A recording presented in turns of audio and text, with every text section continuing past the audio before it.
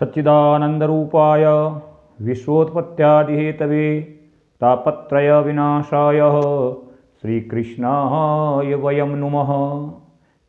भगवान श्री राधा गोविंद के चरणाविंदों का ध्यान करता हुआ कल प्रमोदनी एकादशी या देवउठनी एकादशी आ रही है और इस एकादशी से लेकर के आने वाले कार्तिक मास के जो पंच दिवस है, 5 दिन हैं, वो भीष्म पंचक के नाम से जाने जाते हैं।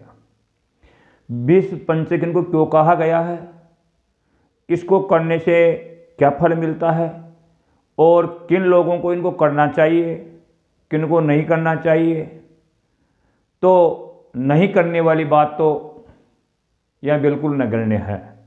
यानी ये व्रत सबको करना चाहिए, नहीं करे तो वो उनकी मर्जी है, ऐसा कोई प्रतिबंध भी नहीं है कि प्रत्येक व्यक्ति करे ही। ऐसी कथा मिलती है स्कंद पुराण के अंदर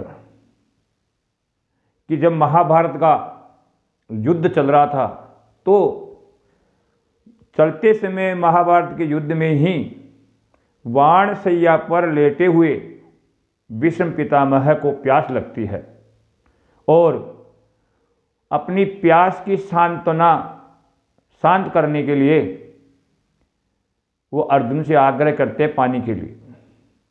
तो जो अर्जुन है वो अपने बाण के वेग से वहीं पर गंगा जी को प्रकट करते हैं और गंगा जी को प्रकट करके भीष्म पितामह की जो तृष्णा थी, प्यास थी, उसको शांत करते हैं।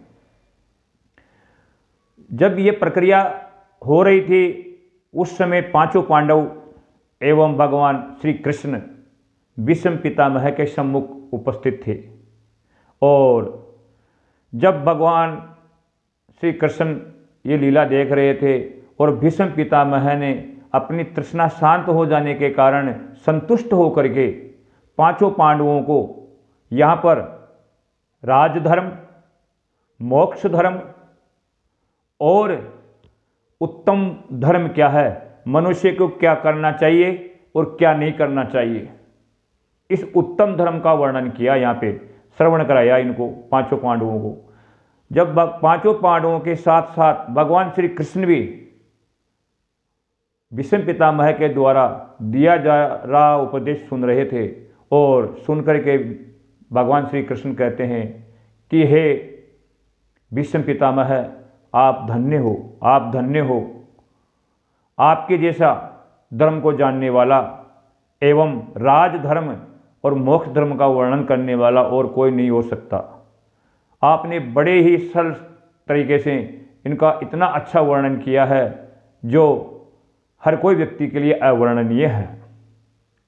इस प्रकार भगवान श्री कृष्ण भीष्म पितामह के द्वारा दिए गए उपदेश को सुनकर संतुष्ट हुए और वो कहते हैं कि आज कार्तिक शुक्ला एकादशी है और आज से लेकर आने वाले 5 दिनों तक, पूर्णिमा तक, जो व्यक्ति आपको जल दे करके संतुष्ट करेगा, जिस प्रकार आज अर्जुन ने आपको जल दिया है और जल दे करके संतुष्ट किया है, उसी प्रकार आने वाले इन कार्तिक मास के 5 दिनों में हमेशा हमेशा के लिए जो व्यक्ति आपको जल की अंजलि दे करके आपको संतुष्ट करेगा वो पापों का भोगी नहीं रहेगा और इन आने वाले 5 दिनों में आपको जल की अंजलि देते हुए मेरी अर्चना करेगा, मेरी पूजा करेगा, मेरा ध्यान करेगा, तो उसके पाप तो रहेंगे ही नहीं, उसके घर में धन धान्य की वृद्धि हो जाएगी एवं उचित संतान उसको प्राप्त होगी। इस प्रकार भगवान श्री कृष्ण भीष्म पितामह के सम्मुख कहते हैं और ये जो 5 दिन हैं इसी कारण भीष्म पंचक कहलाए। बताया गया है कि इन 5 दिनों में व्यक्ति व्रत धारण करके जो भीष्म पितामह को जल की अंजलि प्रदान करता है, क्या कहता हुआ, सत्यव्रताय शुचयः गांगेयाय महात्मने भीष्म ये तद्ददाम्यहम् आजन्म ब्रह्मचारिणे, कि आजन्म ब्रह्म व्रत धारण को, ब्रह्मचार्य व्रत को धारण करने वाले महात्मा, सत्यवादी और पवित्र हे गंगा पुत्र, जो आपको जल प्रदान करेगा इन 5 दिनों में, वो हमेशा रोग शोक पाप से मुक्त हो जाएगा। और इन भीष्म पंचक के व्रत करने का विधान क्या रहेगा? भगवान शिव जनार्दन कह रहे हैं कि जो व्यक्ति एकादशी से पूर्णिमा तक लक्ष्मी नारायण की मूर्ति बना करके, वो मूर्ति सोने की भी हो सकती है, पाषाण की भी हो सकती है, चांदी की भी हो सकती है, काष्ठ की भी हो सकती है, यथा श्रद्धा के अनुसार आप भगवान लक्ष्मी नारायण की मूर्ति लावे, मिट्टी की भी हो सकती है, और तुलसी के पेड़ के नीचे अथवा आंवले के पेड़ के नीचे उनको स्थापित करें और रोजाना लक्ष्मी नारायण की पूजा करें यथाशक्ति। जो आप जानते हैं, जल अर्पण करके, गंध अक्षत पुष्प आदि चढ़ा करके, तुलसी दल चढ़ा करके, और नित्य प्रति ओम नमो भगवते वासुदेवाय, ओम नमो भगवते वासुदेवाय, इस मंत्र का कम से कम 108 बार जप करना है। अधिक करे तो बहुत अच्छी बात है, लेकिन प्रत्येक व्रती को प्रत्येक दिन 108 बार तो इस 12 अक्षर मंत्र का जप करना ही है। और 108 बार व्रत जप करने के बाद क्या करना है?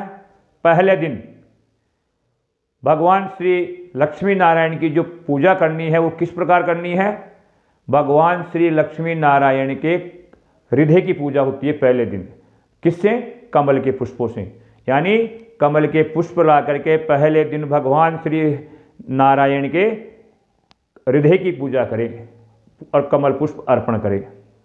इसी प्रकार दूसरे दिन उसी क्रम से भगवान की पूजा करके, अर्चना करके, अच्छा कमल पुष्प चढ़ाओ, लेकिन तुलसी तो प्रत्येक दिन जरूरी है, बिना तुलसी के भगवान नारायण की पूजा नहीं होती है। तो तुलसी 5 दिन होती है और अलग अलग वस्तुएं अलग अलग दिन होती है। पहले दिन आपने कमल के पुष्प लिए और भगवान का हृदय की पूजा की। दूसरे दिन भगवान का जो कटी प्रदेश है, कमर कटी प्रदेश, उसकी पूजा करनी है। किससे? बील पत्रों से।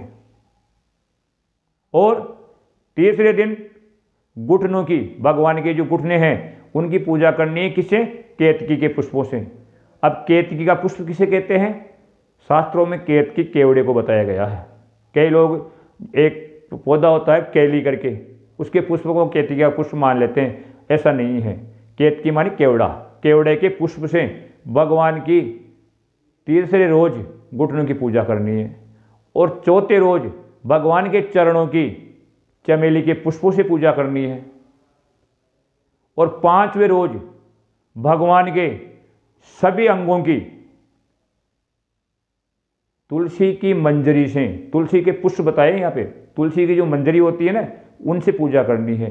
इस प्रकार रोजाना 108 बार ओम नमो भगवते वासुदेवाय के जप करते हुए जल पाद्यम अर्घ्यम स्नानम और चंदन अक्षत पुष्प वगैरह भगवान को अर्पण करते हुए नाना प्रकार के व्यंजन, अच्छे अच्छे व्यंजनों का भगवान के भोग लगाओ नित्य प्रति।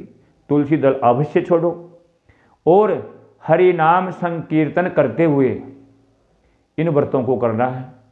इन व्रतों को 5 प्रकार से किया जाता है। निराहार रह करके 5 दिन कुछ भी नहीं खाना चाहिए, वो निराहार व्रत कहलाते हैं।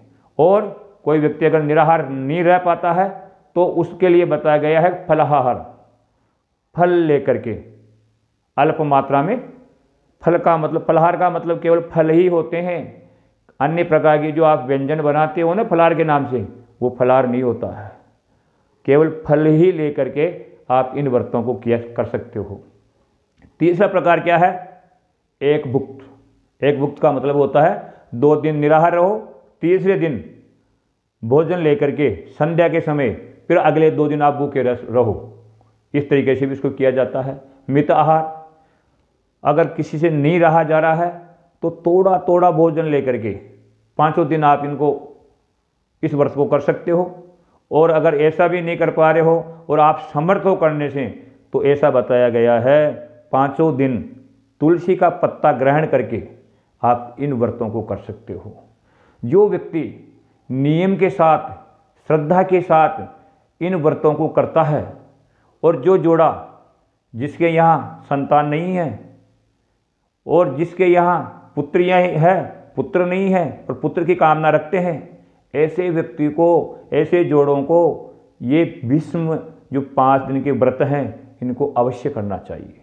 ऐसा बताया गया है जो इन भीष्म व्रत को 5 दिन श्रद्धापूर्वक भगवान लक्ष्मी नारायण की आराधना करते हुए और भीष्म पितामह को अर्घ्य देते हुए 5 दिन, साथ में एक काम और करना है आपको।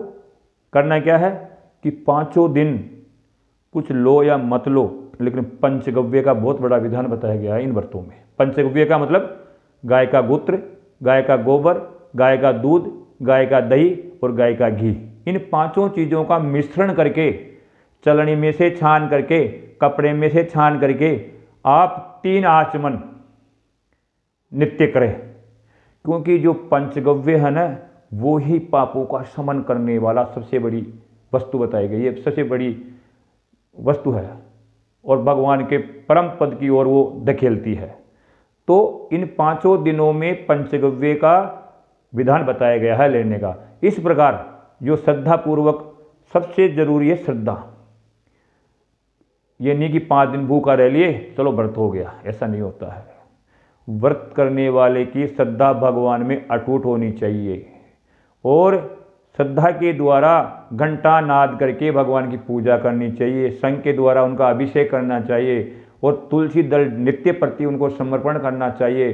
अन्य वस्तुएं जो मैंने आपको बताई वो पृथक पृथक दिन करते हुए अगर इन व्रत को करता है और पूर्णिमा के दिन एक युग्म जोड़े को, ब्राह्मण ब्राह्मणी को भोजन करा करके, वस्त्र दक्षिणा आदि दे करके संतुष्ट करता है और बाद में खुद का पारना खोलता है, तो ऐसे व्यक्ति के घर में यहाँ पाप तो बसते ही नहीं हैं, धन धान्य की वृद्धि होती है, साथ ही जिसके संतान है वो संस्कारवान होती है और जिसके यहाँ संतान नहीं है वो संतानवान हो जाता है, और कोई पुत्र की कामना रखता है तो वो आने वाले 12 महीने के अंदर अंदर पुत्रवान हो जाता है।